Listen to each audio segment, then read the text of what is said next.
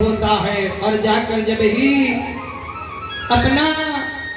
अपने जेल खाने में जब दरवाजा फाटक खोलता है, खोल कर एक नहीं 7 फाटक के अंदर देवकी और वासुदेव को बंद किया। कहते हैं कि भगवान 7 फाटक नहीं 7000 फाटक अगर बना दोगे तो भी भगवान अगर कभी कहीं अवतारित होने वाले हैं तो वहाँ भगवान अवतारित जरूर होंगे। केवल हमारा आपका भावना भगवान के प्रति जुड़ना चाहिए। सो क्योंकि भावना ही सब एक भवन है, एक हृदय आपका बहुत बड़ा भवन है और उस भवन में भगवान को बिठा के रखना चाहिए।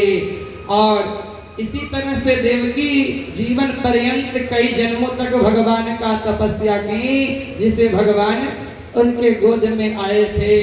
और जब ही कंस खोल कर देखता है और देवकी हाथ जोड़कर कहती है कि अरे भैया, अरे आप तो मेरे 6 संतानों को मार दिए, 7वां तो अपने आप गर्भ में ही नष्ट हो गया, सो 8वां एक कन्या आपकी क्या बिगाड़ी, आप इनको छोड़ दीजिए।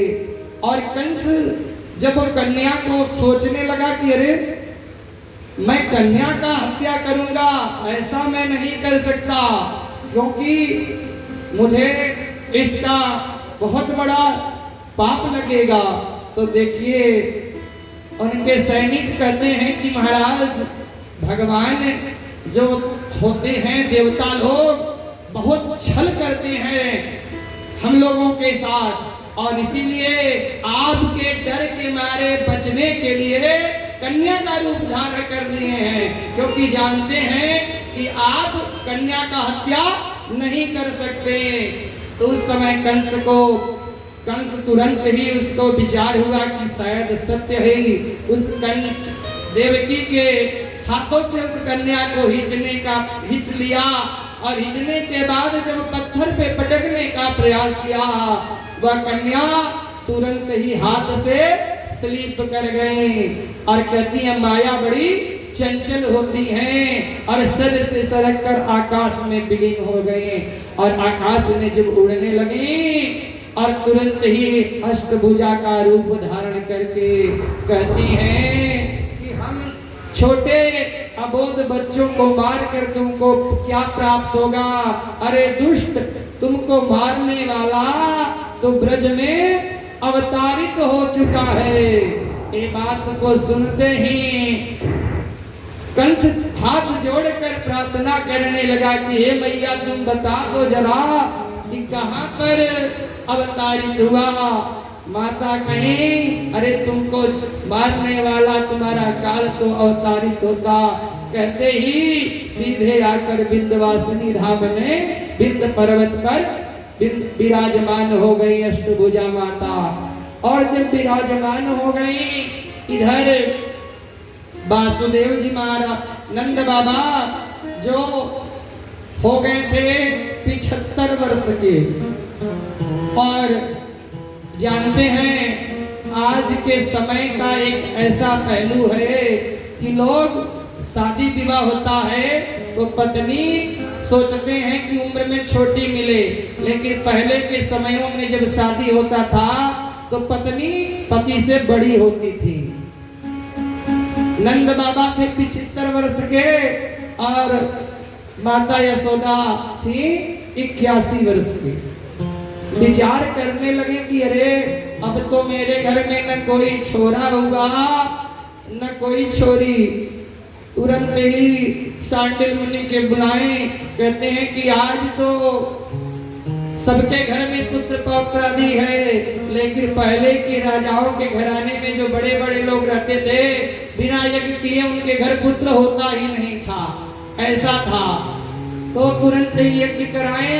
यज्ञ कराने के लिए जो विधान हुआ तो शांडिल मुनि कहते हैं कि महाराज सबसे उत्तम स्थान गौशाला है, गौशाले में बैठकर यह यज्ञ होना चाहिए।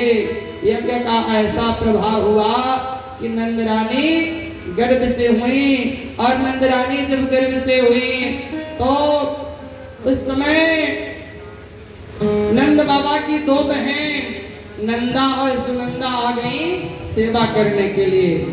जब कभी भाभी गर्भ से रहती हैं तो ननद सबसे पहले अपना सब काम धाम छोड़कर चले आती हैं। अरे भैया के घर में मेरे लाला होने वाला है। अरे 75 वर्ष के हो गए, लाला लाली कुछ अभी तक सो हुआ नहीं। विचार कर रही है जो भी होगा लेकिन नेक बड़ा बरियार मिलेगा, तो नेक कुछ अच्छा सुंदर मिलेगा। और कहती हैं कि अगर सुनंदा विचार करने लगी कि अगर लाला हो गया तो जो भाभी के घर में गले में 9 लखा हार है सो मैं ले ही कर मानूंगी। भैया कहें ठीक है, तुमको जो अच्छा लगे।